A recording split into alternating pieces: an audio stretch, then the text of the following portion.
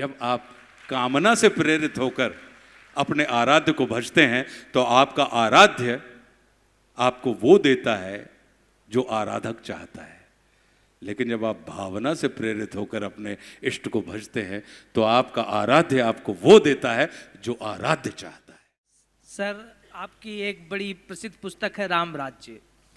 उसको पढ़ते समय हमने देखा कि कई ऐसे चरित्र आपने गढ़े हैं, जो गढ़े नहीं है, चरित्र तो थे, लेकिन उनकी व्याख्या आपने एक नई दृष्टि से की है, जिसमें एक प्रमुख चरित्र कैकेयी का था। सामान्यतः हम लोग ऐसा मानते हैं, जन में ऐसी एक मानता है कि कैकेयी अपने पुत्र के मोह में के वशीभूत होकर के भगवान राम को उन्होंने वनवास दिया, और आपने उसको दूसरे दृष्टिकोण से व्याख्यायित किया। तो मैं जानना चाहूँगा, ये जो दृष्टि आई, नई दृष्टि, वो कहाँ से आई और कैसे आपको उसके पीछे? ब्रजेश, आपने बड़ी अच्छी बात पूछी, क्योंकि कथानक तो वही है। जी जी। उसके पीछे सिर्फ मेरी अच्युत आस्था है। अच्युत आस्था किस बात में है? मैं मेरे लिए परमात्मा राम का चरित्र या परमात्मा लीला पुरुषोत्तम परमात्मा श्री कृष्ण का चरित्र जो है, ये मेरे लिए पुराण नहीं है। मैं इनको इतिहास पुरुष मानता हूँ। ये मेरे लिए इतिहास हैं, और मेरा ये मानना है कि अगर वो परम तत्व हैं, परम चैतन्य हैं, और परम चैतन्य ने अगर नरावतार लिया है तो निश्चित रूप से वह ऐसा परम तत्व है कि उसके संपर्क में आने वाला कोई व्यक्ति, बड़ा आदमी कौन होता है? जिससे मिलके आपको बड़ेपन का एहसास हो, जिससे मिलके आपको छोटेपन का एहसास हो। समझ लीजिए कि वो पैसे वाला जरूर है, लेकिन वो बड़ा आदमी नहीं है, वो बहुत छोटा आदमी है। तो जो जैसा होता है उसको अपने संपर्क में आते साथ ही वो वैसा बना लेता है। तो परमात्मा श्री राम अगर मर्यादा पुरुषोत्तम श्री राम हैं, तो उनके संपर्क में आने वाली मातेश्वरी कैकेयी, और मातेश्वरी कैकेयी के बारे में अगर हम और आप देखें तो मैं ये मान के चलता हूँ कि जो अपने जाए भरत से भी ज़्यादा जिनको प्रेम करती थी, अचानक ऐसा क्या हो गया कि उन्होंने अपने पुत्र भरत के लिए राज्य मांग लिया और अपने प्रिय पुत्र राम के लिए वनवास का स्थिति कर दी।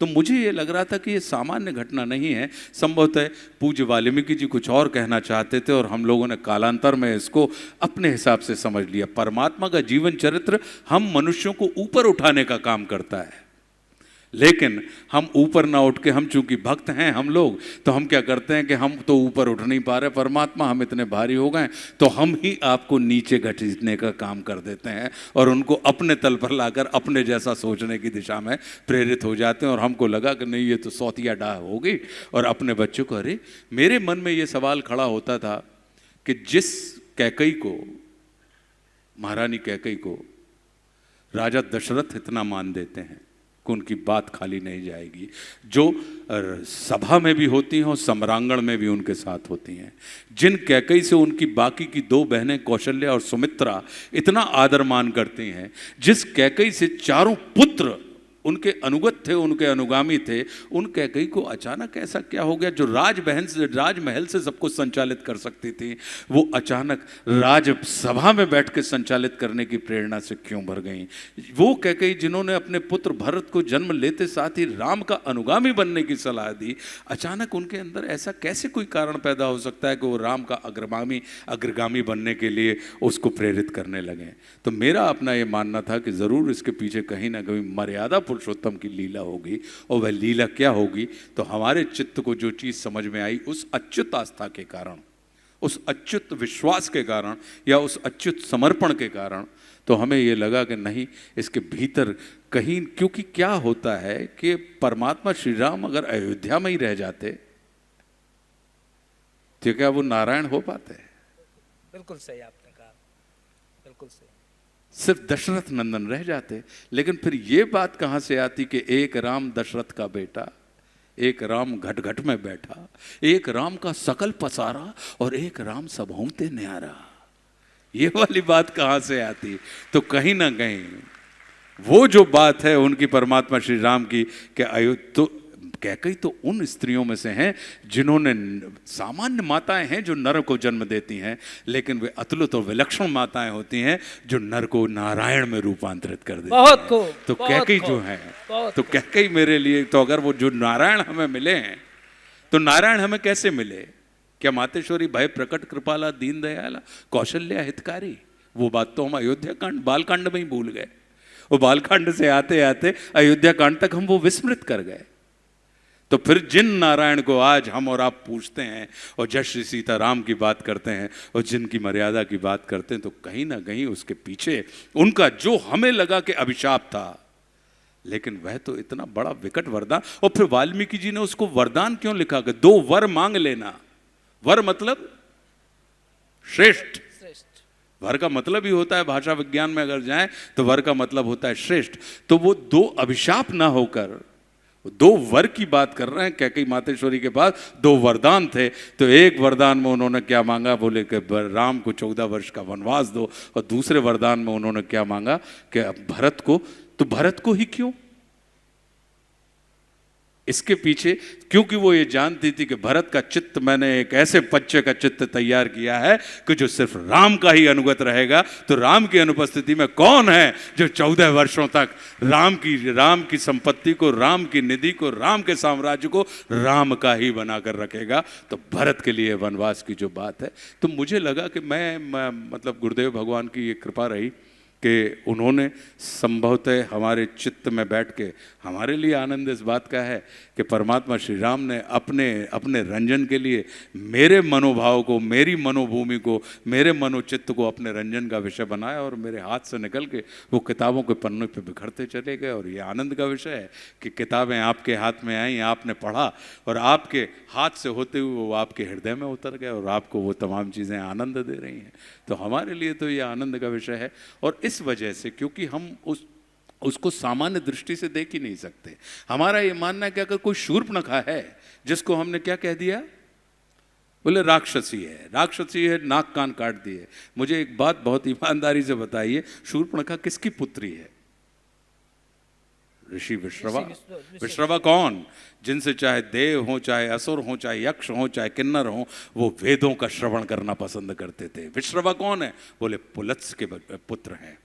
उनके शूर्पणखा का भाई कौन है? बोले रावण। रावण क्या है? बोले महापंडित, विद्या विशारद, तीनों लोकों का विजेता, देवादिदेव महादेव का परम भक्त। उसका दूसरा भाई कौन है? बोले कुंभकर्ण। कुंभकर्ण कौन? बोले उस समय का सर्वश्रेष्ठ वैज्ञानिक के अपने भाई के अंदर कोई विचार आता था और वो कुंभकर्ण के सामने रखता था। कुंभकर्ण उन तमाम चीज़ों को, उसके विचारों को कार्य रूप में परिणित करके यंत्र में परिवर्तित कर देता था। तभी कुंभकर्ण की पूरी जितने भी युद्धों में कुंभकर्ण गया है, वो कभी भी सेना लेकर नहीं गया, वो अकेला जाता था। तो अकेला जाता था और बड़ी बड़ी सेनाओं का संहार कर देता था। तो निश्चित रूप से कोई उनके पास ऐसा फाइटर प्लेन होगा कि जो एक व्यक्ति ही है जो समस्त सेनाओं का नाश कर पाने में, तो वो जो सिर्फ बाहुबल की बात नहीं होगी, वो बुद्धि बल की बात होगी। शूर्पणखा का भाई कौन है? बोले विभीषण, जो परम भक्त है। बोले जिसने महादेव को भी सिद्ध किया हुआ है, जिसने विष्णु को भी सिद्ध किया हुआ है। तो ऐसी 3 विलक्षण भाइयों की बहन, ऐसे विलक्षण पिता की पुत्री के अंदर थोड़ा बहुत तो डीएनए आया होगा। वो रास्ते चलती हुई कोई ऐसी गुंडी लड़की तो होगी नहीं कि वो आएगी और जब किसी को जब परमात्मा श्री राम को वो प्रपोज कर रही है, आप देखिए क्या कह रही है कि तोसम पुरुष नमोसम नारी। तो मतलब इतना उसका मानसिक चित्त तो होगा। क्या हम और आप कभी अपने से किसी श्रेष्ठतम, परम श्रेष्ठ व्यक्ति को जाके अपना प्रपोजल रख सकते हैं? जब हम में हिम्मत नहीं है तो इसका मतलब है कि वो ये सोच रही होगी, तभी तो वो ये कह पाई कि तोसम पुरुष न मोसम नारी की बात जो कर रही है। जब जाके वो प्रपोज कर रही है और उसको इस बात का विश्वास होगा कि नहीं, मेरे इस प्रपोजल को ठुकराया नहीं जा सकता। वो स्त्री, रावण का साम्राज्य कहाँ है? लंका में है सर। और वो स्त्री कहाँ की? अगर आज के दौर में हम देखें तो दंडकारण्य की वो गवर्नर थी। मतलब वो दंडकारण्य की अधिपति थी ना। तो उसको गवर्नर ही कहा जाएगा कि नहीं कहा जाए? कि रावण वहां पे बैठा हुआ और दंडकारण्य यहां पर है, यहां पर वो एक स्त्री के अधीन। कौन है? बोले खर, दूषण जैसे लोग, तृष्णा जैसे लोग, जो बल में, शक्ति में, समृद्धि में रावण के ही बराबर माने जाते थे, वो उसके अंडर काम कर रहे हैं। तो क्या किसी अक्षम व्यक्ति के अंडर में आप सक्षम चेतनाओं को रख सकते हैं दीपक सर? बिल्कुल नहीं रख सकते। तो इसका मतलब है कि उसका मानस, उसकी क्षमता इतनी विलक्षण होगी। तो अगर ऐसी विलक्षण स्त्री और अगर परमात्मा श्री राम को प्रपोज कर रही है तो सामान्य स्त्री तो होने से रही, क्योंकि उसने हमारा अपना ये मानना है, हमसे ये कहा जाता है, हमारे बुजुर्ग ये कहते हैं कि अगर हम अपने मन की वासना को परमात्मा के सामने रख दें सच्चे हृदय से तो वो उपासना में रूपांतरित हो जाती है। बहुत सही, बहुत सही, बहुत बहुत। पूज्य तुलसीदास जी हमसे कहते हैं कि जहां काम तह राम नहीं और जहां राम नहीं काम, तुलसी कभू न साथ रहे रवि रजनी एक धाम। ये बात कही हमसे गई।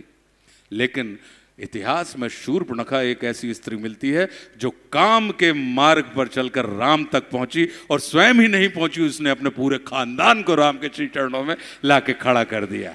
चाहे रावण हो, चाहे कुंभकर्ण हो, चाहे विभीषण हो, चाहे मेघनाथ हो, चाहे महेंद्र हो, चाहे रावण पुत्र हो, अक्षय कुमार हो, कोई भी हो, उसने पूरे के पूरे खानदान को, और किसके मार्ग पर चलकर?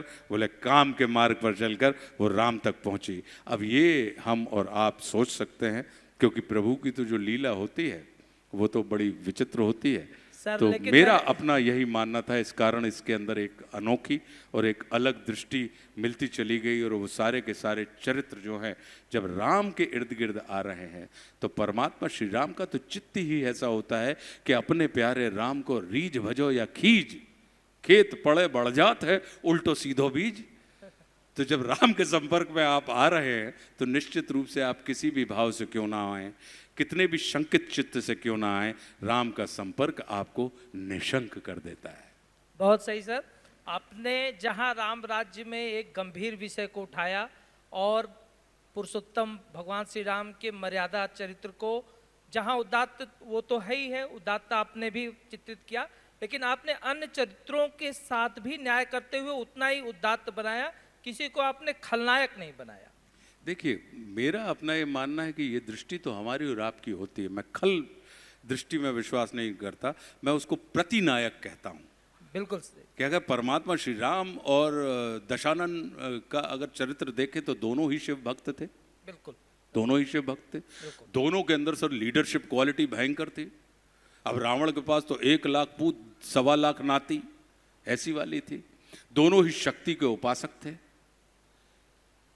तो देखा जाए तो ऐसी क्या चीज हो गई कि दोनों के अंदर विकट क्वालिटीज होने के बाद भी दोनों को मिलने वाले परिणामों में अंतर है। तो परिणामों में अंतर ही सिर्फ इसलिए रहा क्योंकि उनकी कार्यप्रणाली और उनकी वृत्तियां एक इंकार के भाव से भरा था रावण, और परमात्मा श्री राम स्वीकार के भाव से भरे थे कि जो कुछ भी है सब मुझे स्वीकार है। तो एक अगर ना हाँ कहना सीख लेता रावण कि यार तुम ऋषियों को मत सताओ, तो कहता हाँ नहीं सताता। यार परिस्त्री के ऊपर दृष्टि मत डालो, कुदृष्टि, हाँ नहीं डालता। तो क्या जिस रावण का आज हम और आप, जो रावण क्रंदन का विषय है, जो रावण आज निंदनीय है, वह रावण अभिनंदनीय हो जाता ना? बिल्कुल नहीं हो जाता। बिल्कुल सही। और परमात्मा श्री राम अगर ना कहना सीख जाते कि अपने भाई को राज्य दे दो, नहीं देता। तो अपनी मां की बात मानो, नहीं मानता। तो फिर किस में क्षमता थी उनके उस ना को हाँ में रूपांतरित करवा दे? तो वो तो स्वीकार के भाव से भरे थे, रावण इंकार के भाव से भरा था।